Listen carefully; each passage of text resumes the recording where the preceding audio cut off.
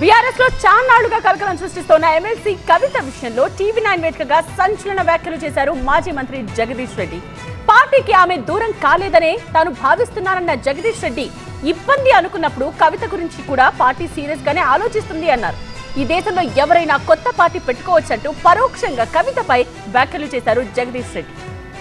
కవిత BRS లో ఒక tsunami సృష్టించింది.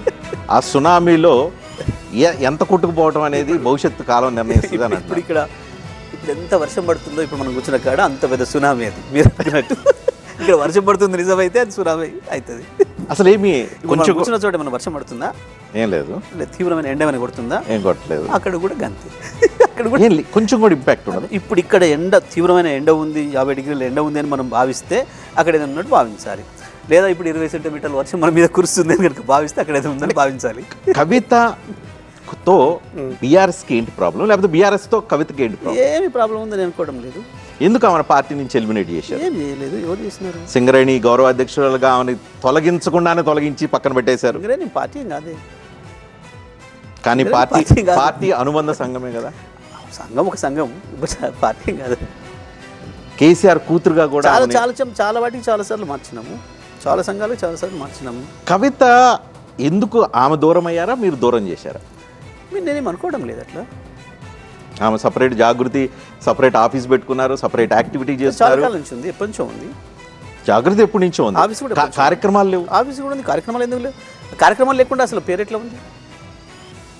కానీ ఎట్లా తెలుస్తుంది ఆ పేరు? కార్యక్రమాలు లేకుండా. కార్యక్రమాలు అంటే మాకు రిపోర్టర్లు ఉంటారు, బీట్ రిపోర్టర్లు ఉంటారు, వెళ్తుంటారు, ఉండబట్టే కదా దానికి ఒక ఎస్టాబ్లిష్మెంట్ ఉండబట్టి, దానికి ఒక ఎగ్జిస్టెన్స్ ఉండబట్టే కదా దాని పేరు ఐడెంటిఫై చేసినారు. కానీ పార్టీ ఏవైతే విధానం ఉందో ఆ విధానాన్ని పక్క జరిగి ఆమె కొత్త ఆందోళనలు చేస్తున్నారు, సపరేట్ పార్టీ కార్యక్రమాలు చేస్తున్నారు.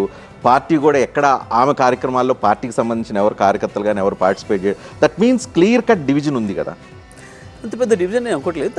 తనకు మొదటి నుంచి కూడా కొద్దిమంది ఉన్నారు, ఆ జాగృతి అనే సంస్థలో ఉన్న వాళ్ళు పనిచేస్తున్నారు. గతంలో అట్లా చేసినారు, ఇప్పుడు కూడా చేస్తున్నారు.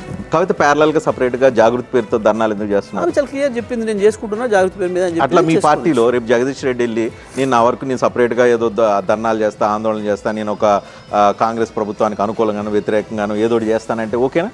పార్టీ యాక్సెప్ట్ చేస్తా? ఆలోచిస్తాం. తప్పు.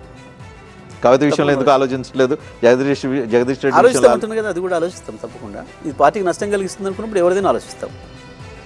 సాఫ్ట్ కార్నరా కవిత పట్ల, లేదు కేసీఆర్ కుటుంబ సభ్యురాలు కూతురు కాబట్టి నిజంగానే మాకు అంత తీవ్రమైన సమస్య వస్తుంది, దానివల్ల ఏమైనా ఇబ్బంది అవుతుంది అనుకున్నప్పుడు తప్పకుండా ఆలోచిస్తుంది పార్టీ. కవిత సమస్యను మీరు తీవ్రమైన సమస్య కింద మీరు పరిగణించలేదు? మేమేం తీసుకోవట్లేం ప్రస్తుతానికి అయితే. సో కల్వకుంట్ల కవిత రేపు ఆమె ప్రత్యేక పార్టీగానే ఏమైనా పెడితే మీకు ఏమైనా ఇబ్బంది కలిగే అవకాశం ఉంది? నేనేమంటున్నా, చాలా పార్టీలు వచ్చినాయి, చాలా పార్టీలు పోయినాయి. మస్తు ఈ దేశంలో ఎవరికైనా పార్టీ పెట్టుకునే హక్కు ఉంది, పార్టీని పనిచేసుకునే హక్కు కూడా ఉంది.